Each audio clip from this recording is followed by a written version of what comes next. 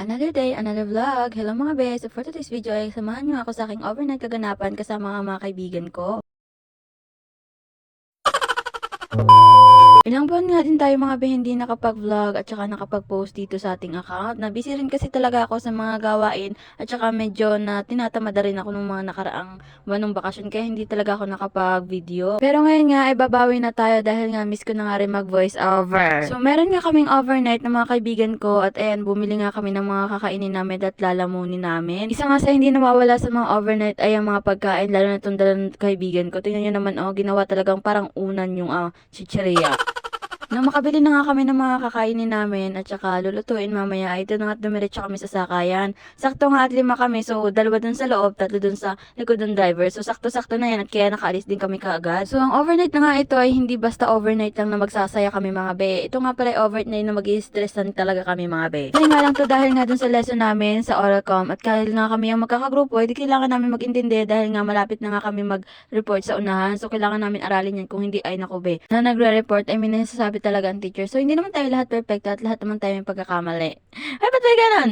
Basta we will do our best sa lesson namin at sana maayos namin itong ma-report. Ewan ko na lang talaga kung ano mangyayari sa amin kapag hindi namin to inayos. Sa unahan. So, pagdating nga namin sa bahay ng friend ko, ay nag-intindi na nga kami ng kakainin namin. So, mag-aalauna na nga at hindi pa nga kami nagtatanghalian. Yung friend ko na nga nagluto niyang hotdog at ako na nga nag-intindi nitong isda. So, nagdala nga ako niyan para na may pandagdag ulam kami mamaya. Akala ko nga nilinisan na to nila papa nung dinala to sa school ko. Hindi naman pala. So, kailangan ko pa rin talaga tong linisin. Buti na nga lang at sanay na ako sa maglinis ng isda kaya hindi na nga ako nahirapan maglinis nito at saka hiniwaan ko na nga lang din. Nang malinisan ko na nga itong isda, dumiretso na nga ako sa taas at nakita ko na nga si Nosha na niluluto na nga itong hotdog. Tingnan nyo naman yung hotdog niya Malangis-langis siya guys. So para siyang ginisa sa langis ganon.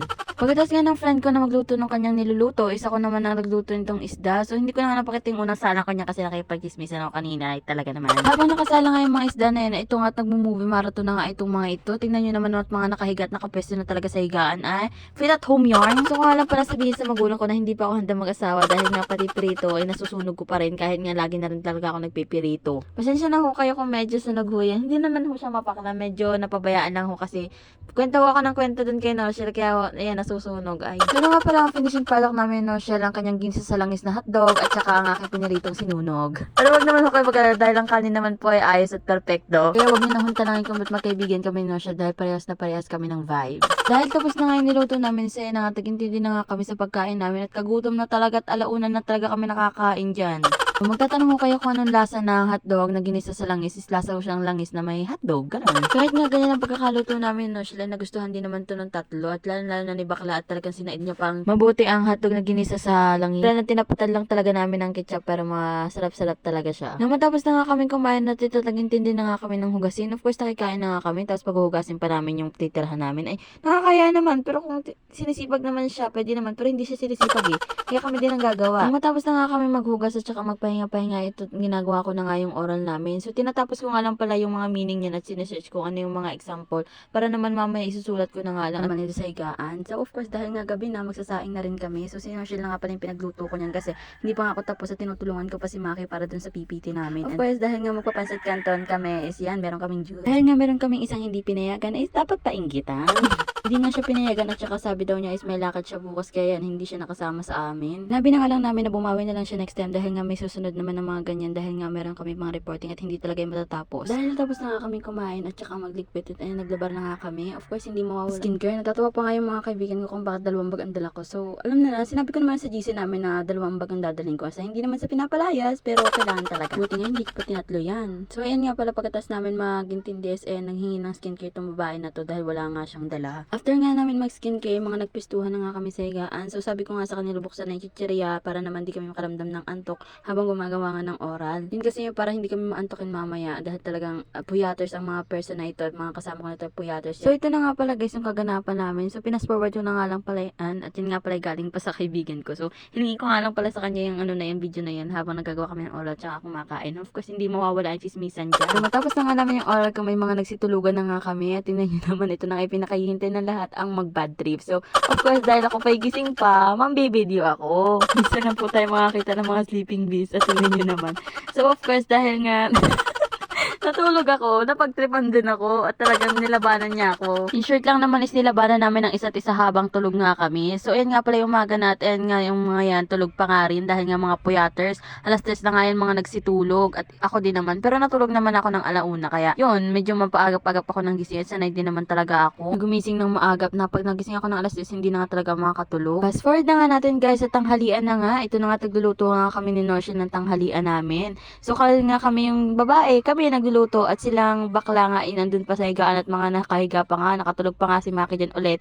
Kasi nga natulog yan ng anong oras na, talagang baklang yan. So, dahil nga kami ang babae, di kami ang magluluto ni Rochelle. Kunting kwento nga lang pala mga be, is kung kahapon ng tanghali nga ay hotdog at prito ang ulam namin at nung kagabihan naman ay pansit canton, ngayon naman ay sardina. From rich people to poor people nga ang mga atake, kaya pati ang itsura ay mga ganyan na rin, mukhang nanay. Ay, Diyos ko. So, nagtulungan na nga lang pala kami ni Noshel dyan. So, dapat nga itlog ang ulam namin, pero mga hindi nga nag-iirim kanina. Kaya naman, from the sardinas na lang talaga kami. Yun din pati ang kasya ng budget namin, kaya yan na lang talaga yung pinili namin. Tsaka parang gusto rin namin ng sabaw, kaya yan, naggisa kami ng sardinas para naman medyo masabaw yung ulam namin. From rich people to poor people talaga. Dahil tapos na nga kami mga magluto, isa yan na nga pinagtararawag na nga namin sila para nga makakain na nga kami. Kayanan na kayanan. Ano na kayanan? Sardinas. Nilagyan ng toyo, kaya naging ganyan. Kasi naman sa maputla. So, narinig niyo naman yung sinabi ni Noshel at ganun nga naging luto namin sa ulam namin. In fairness naman, kahit nga ganun ang pagkakaluto is masarap naman siya dahil nga luto namin. Of course, sasabihin ko masarap. Parang nga kaming walang kabusugan at pati nga itong hilaw na bayabas ay napagtripan.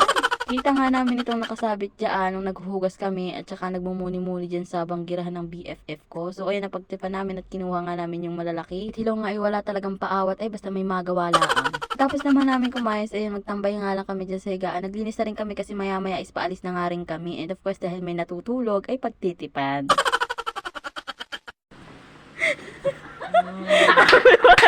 Naitulog! Happy